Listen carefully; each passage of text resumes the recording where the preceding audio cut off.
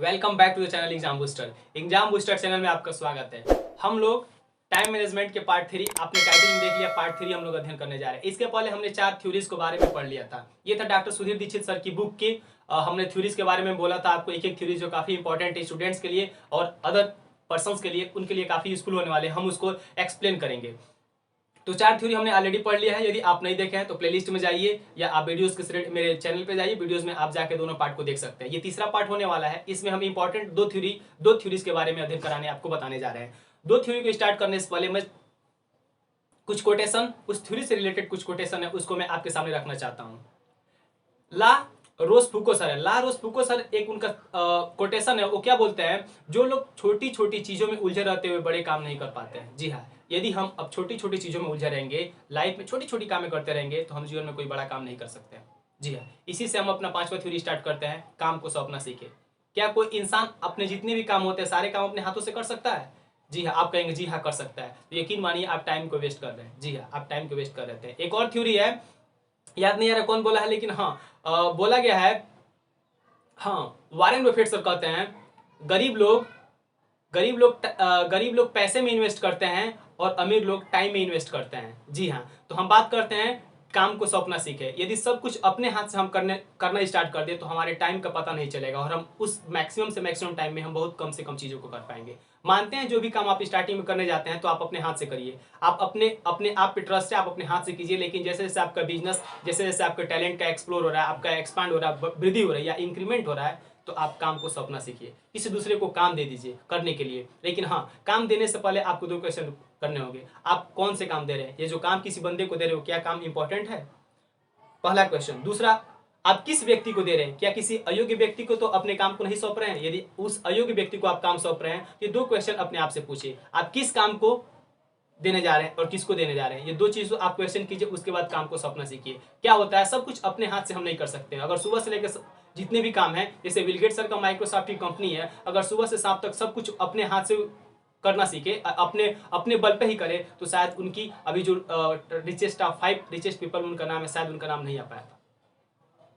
जी हाँ, तो सबसे इंपॉर्टेंट 5वां थ्योरी है, काम को सौंपना सीखिए। यदि आपके काम, आपको लगता है किसी कोई ट्रस्टफुल व्यक्ति है जिस पे आपको विश्वास है, उसको काम आप सौंप सकते हैं और फिर आप अपने नेक्स्ट काम को आगे बढ़ा सकते हैं। और जब वो बंदा काम करके आपको दे रहा है तो आप उस पर एनालिसिस करें, रिसर्च करें, जो बंदा कैसे काम किया है और उसको शाबाशी देकर, हाँ इससे बेटर तुम कर सकते हो और आगे करना। इस तरह आपका टाइम बचेगा और उस बचे हुए टाइम में आप अधिक से अधिक आउटपुट अपना कर सकते हैं। ऐसा करके आप अपने रियल लाइफ में प्रैक्टिकल करके देख सकते हैं। जी हाँ, छठा थ्योरी है पैरेटो सर का।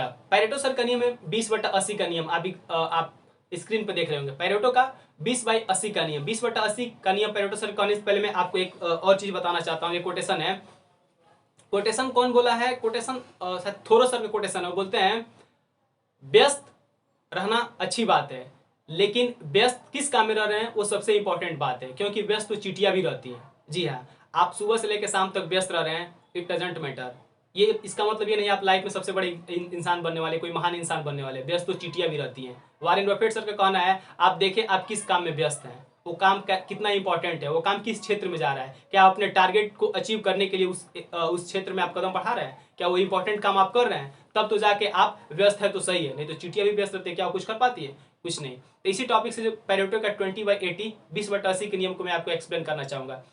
पैरेटो सर का कहना है हमारे 20% काम ऐसे होते हैं जो हमारे 80% रिजल्ट को लाते हैं।